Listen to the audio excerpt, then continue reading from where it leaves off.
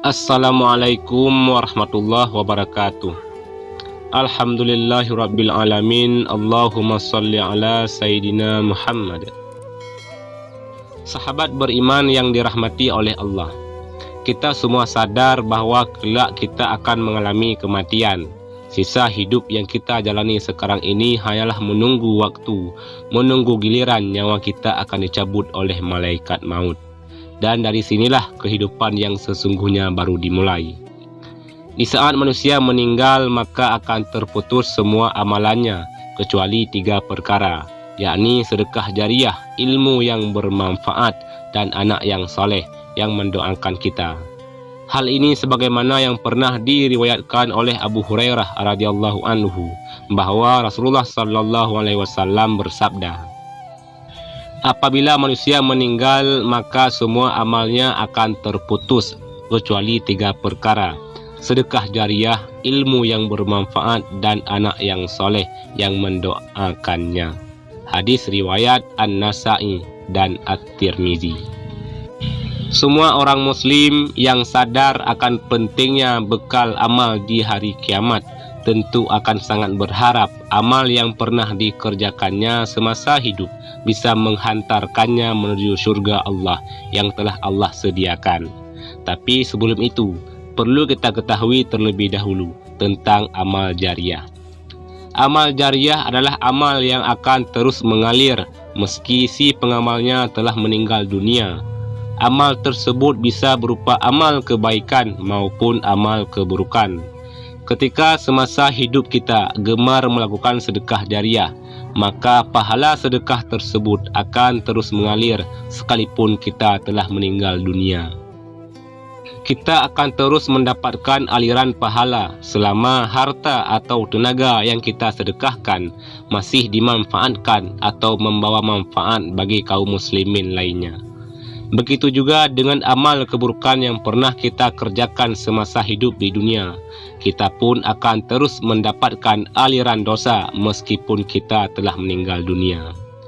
Betapa menyedihkannya nasib seorang mukmin yang telah meninggal namun terjerumus ke dalam dosa jariah.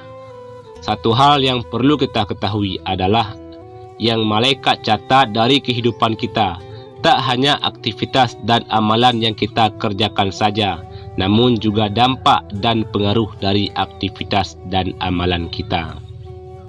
Dalam Al-Quran surat Yasin ayat 12, Allah Subhanahu wa Ta'ala sudah berfirman, sesungguhnya kami menghidupkan orang-orang mati dan kami menuliskan apa yang telah mereka kerjakan dan bekas-bekas yang mereka tinggalkan, dan segala sesuatu kami kumpulkan dalam kitab induk yang nyata, Lauh Mahfuz. Dari ayat tersebut dapat kita simpulkan bahwa orang yang melakukan amal dan aktivitas yang baik, maka insya Allah Allah Subhanahu wa Ta'ala akan mencatat amal baik itu dan memberikan ganjaran dari apa yang diamalkan. Oleh karena itu, agama Islam mengajarkan umatnya untuk melakukan amal kebaikan, yang mana amal tersebut bisa memberikan pengaruh baik bagi masyarakat luas. Insya Allah, dengan begitu kita akan mendapatkan pahala dari amal yang kita kerjakan sekaligus dampak baiknya. Begitu juga sebaliknya, apabila kita melakukan amal keburukan atau maksiat, maka kita pun akan menuai dosa ditambah lagi dengan dampak buruk yang akan kita dapatkan. Rasulullah sallallahu alaihi wasallam selalu mengingatkan kepada umatnya agar berhati-hati. Jangan sampai kita terjebak dalam dosa jariah. Maksudnya adalah dosa yang akan terus mengikuti pelakunya meskipun pelaku tersebut telah meninggal dunia. Na'udzubillah. Sahabat beriman sidang pendengar yang dirahmati oleh Allah. Lalu jenis dosa apa saja yang akan terus menimpa pelakunya meskipun pelakunya telah meninggal dunia? Yang pertama adalah mempelopori perbuatan maksiat. Maksudnya adalah seseorang yang melakukan perbuatan maksiat di hadapan orang lain sehingga banyak orang yang mengikuti perbuatannya, sekalipun orang tersebut tidak mengajak orang lain untuk mengikutinya. Dari Jabir bin Abdullah, Rasulullah sallallahu alaihi wasallam pernah bersabda, Barang siapa yang mempelopori satu kebiasaan yang buruk dalam Islam, maka dia mendapatkan dosa keburukan itu dan dosa setiap orang yang melakukan keburukan itu karena ulahnya, tanpa dikurangi sedikit pun dosa mereka. Hadis riwayat Muslim. Dari hadis tersebut dapat kita simpulkan bahawa meski orang yang menjadi pelopor kemaksiatan tersebut tidak mengajak lingkungan di sekitarnya untuk melakukan hal yang sama, akan tetapi dengan perbuatan yang dikerjakannya tersebut memotivasi orang lain untuk melakukan seperti yang dikerjakannya. Oleh karena itu, anak Adam yang pertama kali membunuh, maka dia akan dilimpahi tanggungjawab atas semua kasus pembunuhan karena kezaliman di alam ini. Rasulullah SAW pernah bersabda, tidak ada satu jiwa yang terbunuh secara zalim melainkan anak Adam yang pertama kali membunuh akan mendapatkan dosa karena pertumpahan darah itu. Hadis riwayat Bukhari dan Muslim. Jika kita mengkaji lebih dalam dari hadis tersebut, maka kita bisa ambil satu contoh mudahnya seperti ini. Mungkin kita pernah melihat seorang wanita yang mengenakan celana pendek di hadapan publik. Saat ada wanita lain melihat hal tersebut, maka ia pun menirunya sehingga menjadi ramai dan tidak merasa risih lagi para wanita memakai celana pendek di hadapan publik. Padahal kita semua tahu, celana pendek hanya boleh digunakan ketika berada di rumah saja. Mungkin benar wanita yang pertama kali memakai celana pendek tersebut tidak mengajak orang lain secara terang-terangan.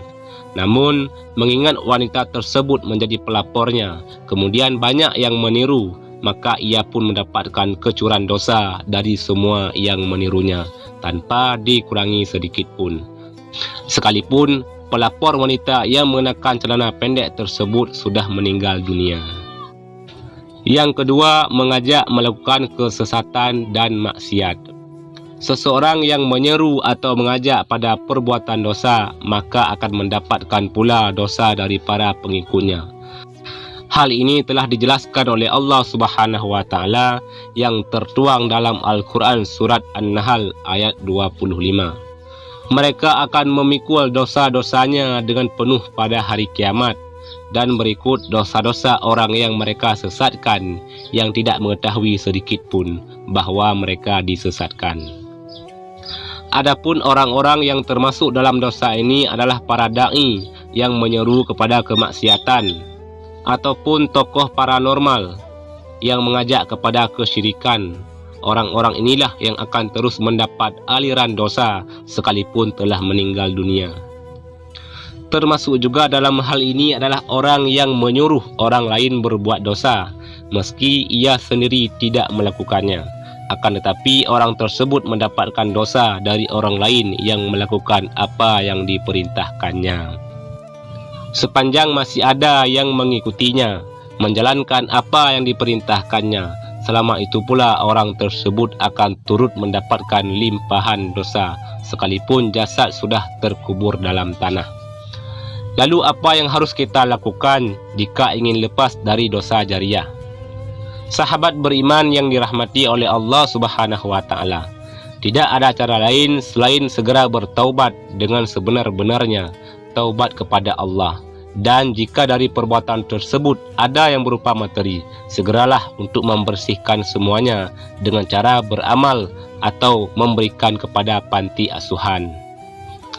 Yang terpenting adalah niatkan semua itu karena Allah, atau jika kita semuanya masih ragu, bisa mendatangi para ulama-ulama besar, mintalah saran dari para habaib, lalu setelah itu berhentilah dan bertaubatlah.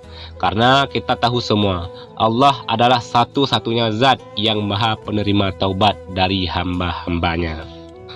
Semoga Allah Subhanahu wa taala menghindarkan kita semua dari dosa jariah yang menghinakan. Amin ya rabbal alamin. Wallahu a'lam bissawab. Demikian yang bisa kami bagikan. Mudah-mudahan ada manfaatnya. Wassalamualaikum warahmatullahi wabarakatuh.